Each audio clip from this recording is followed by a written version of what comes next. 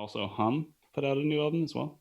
Yeah, kind of a surprise drop, right? They released Inlet 22 years since their last album. Um, I know we all listen to it. I get takes. Yeah, me too. You want me to go Yeah. first? Actually, I want to hear your. Let me go first because All right, this is funny because early in the week I listened to because we had talked about Hum a little bit before this album came out, which is just funny. randomly. So funny. Yeah, Yeah. in our group Clairvoyant. text. Yeah, we're always just kind of talking about stuff musically. This happened long before the podcast, and Twan had brought up listening to older Hum records and them being kind of you know a band that the Deftones was influenced by. And I was like, all right, I'll give it a whirl. I didn't ever really like the song Stars all that much. It's not bad. It just was never something that scratched an itch for me. So I listened to the record that song is on. You'd Prefer an Astronaut, I think is the name of it. And I was like, the musically I'm okay with it, but the lyrics just kind of don't do it for me. And then all of a sudden this album drops, and I listened to it last night in its entirety, and I was pretty much blown away. The lyrics, I think, or the vocals still are maybe a tiny little point of contention for me, but they lean into what they do now a little better, I think. And the music was awesome. Like the riffs were really good. The tangents they went on, because we love tangents here. The tangents they went on musically were just really, they fit. It never felt like you were listening to an 8-minute song, because it just kind of kept twisting and turning and giving you something new. So that was really cool to me. And it kind of reminded me of, there was a song that The Summoning, which I know Twan had brought up. The riff was cool. It reminded me of Tempest on Tool's new record, Fear Inoculum. There was some vibes for that, which I was like, boy, this sounds like a Tool song kind of, but a little different. And another band that I never really got into, but had a huge release about 6 years ago. Twan, do you ever listen to Deaf Heaven? Yeah. Oh yeah. Yeah. Okay, so Sunbather. There's a lot of Sunbather in the Yeah. music for this. The lyrics, the vocals are completely different. Obviously, the vocalist for Sunbather is a little bit more abrasive, as it were. But the music on that record, and I tried to listen to it at the time because it was critically acclaimed, and I'm always down to listen to something new. And it didn't work for me then, but I listened to that album right after I listened to Hum last night, and I was like, no, I like this too. Okay, where did this come from? All of a sudden, I'm into this stuff. So it was like it opened a door for me for some reason. Yeah, I could totally see the Deaf Heaven comparison. They were a Death Wish band for a hot second, but they, speaking of live music, they were supposed to roll through Portland, Maine, and I think that got at the Port City Music Hall. I think that got delayed. But Nate, you want me to go? Yeah. All right, this might be an aggressive take just because it's like 2 days old. I think it's an instant classic. I think it's the best release they've had, and like it's, for me, it cements like they're the kings of this genre. So like I'm big into a lot of, and I told you guys this, a lot of the Run for Cover Records bands, which they, Run for Cover used to be like the pop punk band. That's where like, bands like the Wonder Years, they were on Fireworks, they were on that label. But then a lot of those bands transitioned to like that kind of shoegaze, subdued vocals, were bands like Title Fight and Turnover.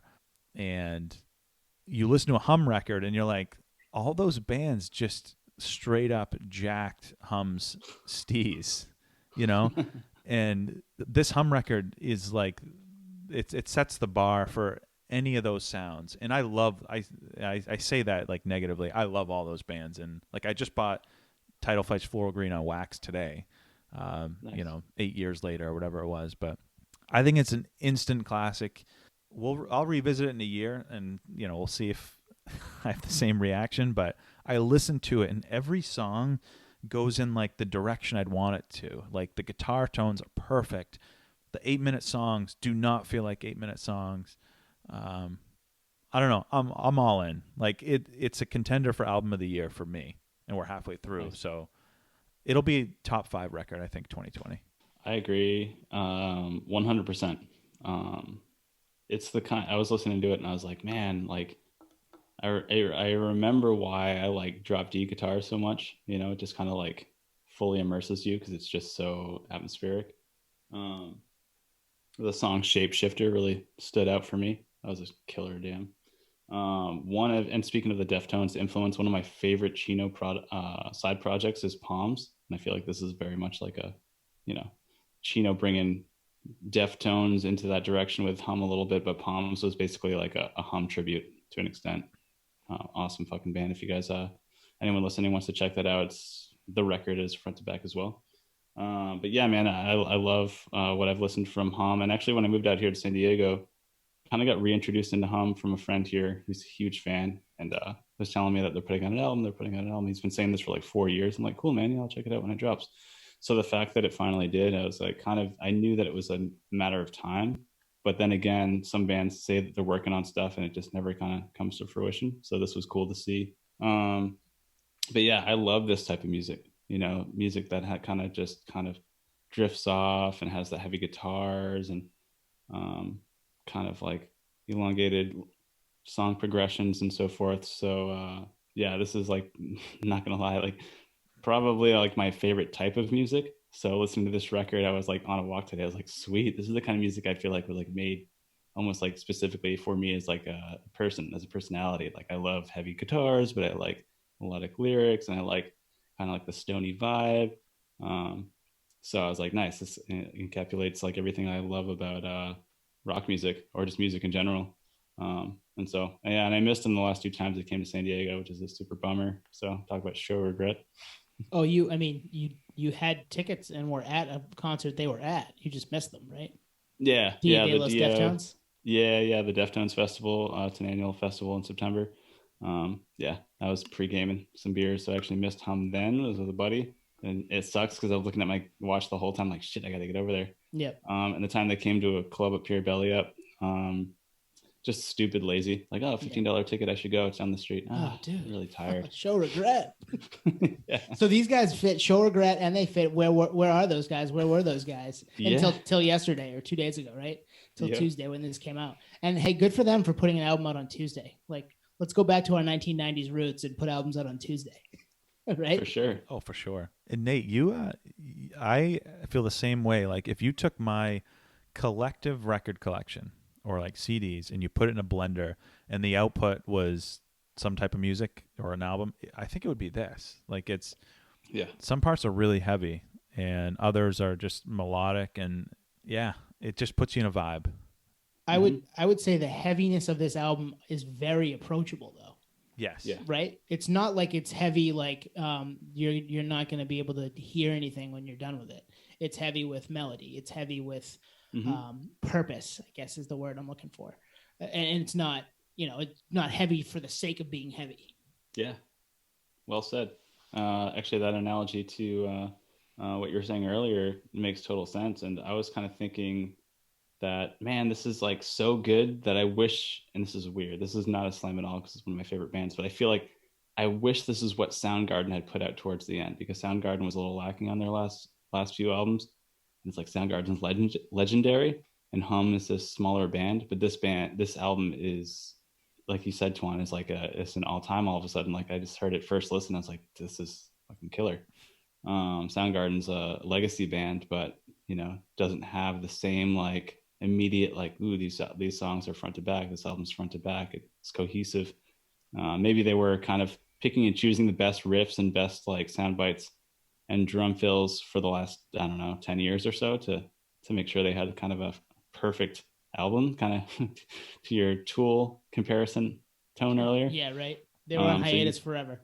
Yeah, so you can kind of like make this masterpiece, but then again, like the way it flows together seems like it was kind of written in a very considered effort to an extent. So yeah, man, awesome fucking album. I love it. I almost think, and we'll wrap this Hum combo up here pretty soon, but it makes you think back like when Stars got radio play. I remember it did. It got radio play on our local station, and our local station used it in like a Zodiac Zone. Yeah. That's probably why I hated it. Little segment. So like, it's so interesting because that was like an accident single. Like that was never supposed to be that big. Right.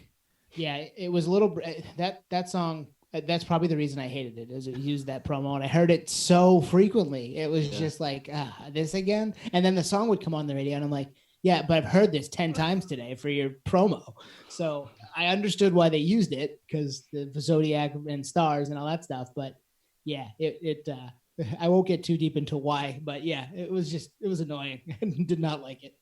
I just have to say that's one of those weird and unfortunate things where like a band, even a song, but more so a band, can get tarnished by something like that, whether it be overplayed or some kind of connotation that's not something favorable, where it actually is like this amazing work of art or band or artist or single that just gets like shelved because it has that connotation. So like Yep. I think I brought up like Black Keys in the car commercial, like something that came up is like I love the Black Keys and they are super grassroots, but they came out in a Cadillac commercial and every time I hear that song, I'm like I skip it. 'Cause I'm Like, like yeah, I'm fucking done with song's this. Yep. overplayed. Yep. Actually, I was reading about because everyone's been chatting about Hum on Twitter, etc. And I guess Stars was on a commercial, a big commercial. I'd have to dig it up, but yeah. So like for most people, Hum is the Stars band, Yeah. Yeah. which is They were for fine. me Like until this week. yeah, like which is fine. Like get those people out of the way and let me enjoy. Well, and Yeah. now I'm kind of glad that I've crossed over into the other side because this is not something that I don't like, and it makes me want to go back and revisit some of those bands you say that sound like them, the Title Fights and stuff of that ilk. So I probably will, be expanding my horizons even more just because I gave this the time of day, and that's the way to do it. I think musically, it's always fun to listen to something you've never listened to, or come back to something maybe you listened to once and it didn't hit you the first time, but it might hit you the second time. So it's always worth trying it again. That's a plug for the playlist. Yeah, Throw definitely. yeah, Although throw they haven't some, made it Hum influence Title Fight. perfect. Yeah, that works.